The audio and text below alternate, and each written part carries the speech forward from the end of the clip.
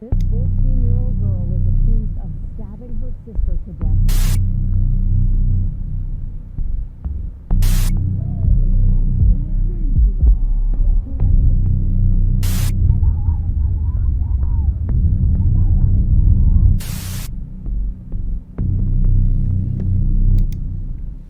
Hey guys, welcome back to another video. Today we're going to be talking about the darkest TikTok iceberg. Now this is a sequel to my darkest YouTube iceberg, but this video is a lot more gruesome. Reason being, because in the YouTube iceberg, we talked about just creepy videos on the website. Now for this TikTok iceberg, we're going to talk about real world events. In case you guys don't know how an iceberg works, which you should by now, honestly, it's a list that starts at the tip and ends up going all the way down to the dark abyss. As we go down, we begin covering topics that not the general audience knows about, but we're actually switching it up for this video. We're not doing it from most known to least known. We're doing it from most tame to most gruesome. This video gets really dark, and it sounds so ironic because it's TikTok, but you guys would be surprised with the stuff that goes on over there. Also, I made this list. Here is the list. If anyone else wants to make a video on it, just make sure to credit me, and you can add on, remove, I don't care, but I made this list because this didn't really exist before. I hope you guys watched the whole thing. By the way, make sure to follow me on Instagram and subscribe to the channel if you are not already. Actually, don't subscribe yet. I'll earn your subscription by the end of this video.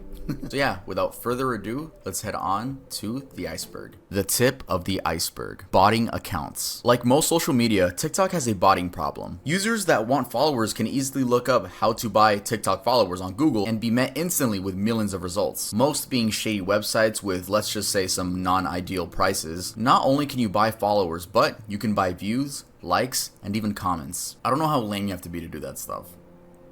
Jail talk. Jail talk is a term used for inmates which have their cellular devices with them and make TikToks. These videos are for the most part innocent and wholesome, with the comment section usually joking about how they can escape. They're not hurting anybody, but there is a reason why they are in jail in the first place, which is why they are on this list. Dysfunction is not the end of the world. There is no need to take such drastic measures if you suffer from it.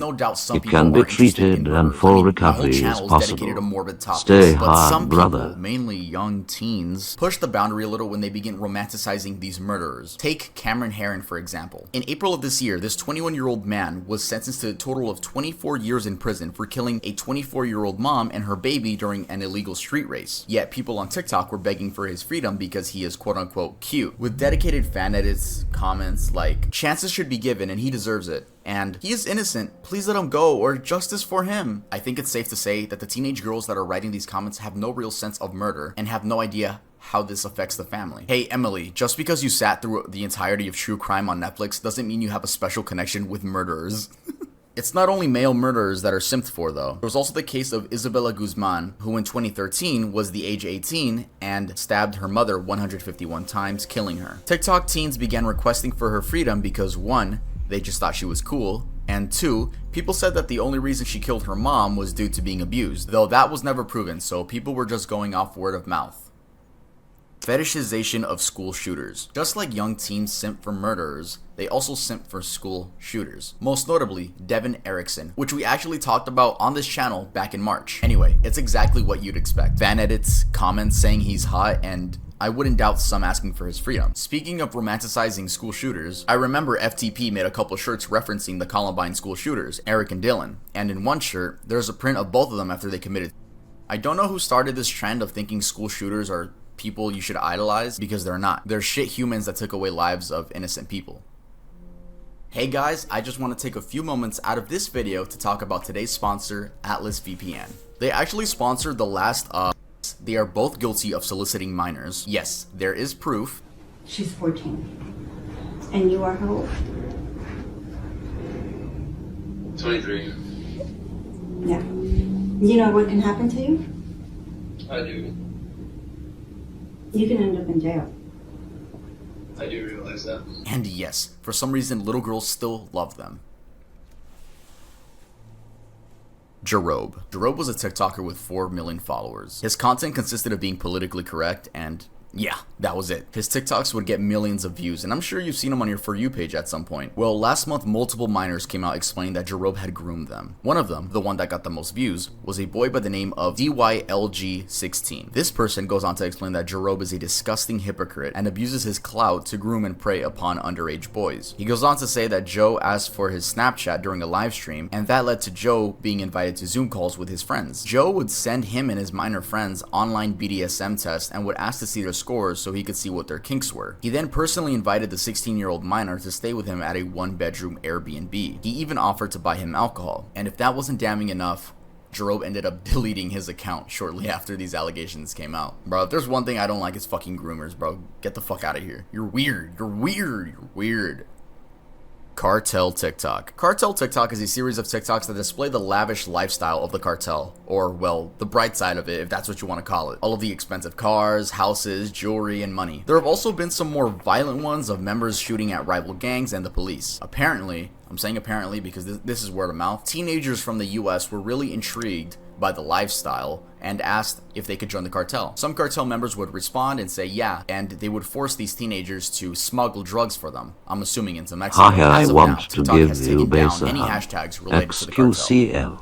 Haha, Zombie suicide. woman. Zombie woman is the nickname given to a woman in this. XQCL. Suicide attention as XQCL Hall. I'm sorry. Haha, so ironic. Laughing my fucking ass off. I can't. No, no, no, no, no. No, no. No, no, no. Oh no. Oh my God. No. No. Stress recorded from a neighbor earlier this year in May in Seattle, Washington. Now, I've tried researching what actually is the story behind this video, but there isn't really a solid story. So I'm just going to read you guys some popular theories. The first theory is that this woman is a victim of domestic abuse due to dyeing her hair pink and her boyfriend not liking it. Also forgot to mention that in that same theory, the boyfriend allegedly ripped her hair out due to not liking the pink. That's the most I could find for that one. The second theory is that this woman is just on some type of heavy drug like bath salts. The third theory is that this woman is a victim of human trafficking and she had escaped her abuser. Someone said that she was holding a pseudo baby to cope with her real baby being killed. Again, these are just theories.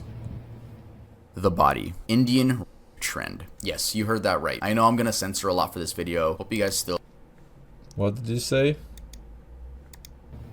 The body. Indian rape trend.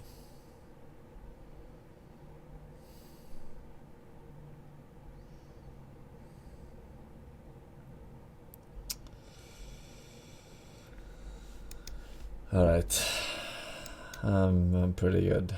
I've had enough of my Zoomer fix for today.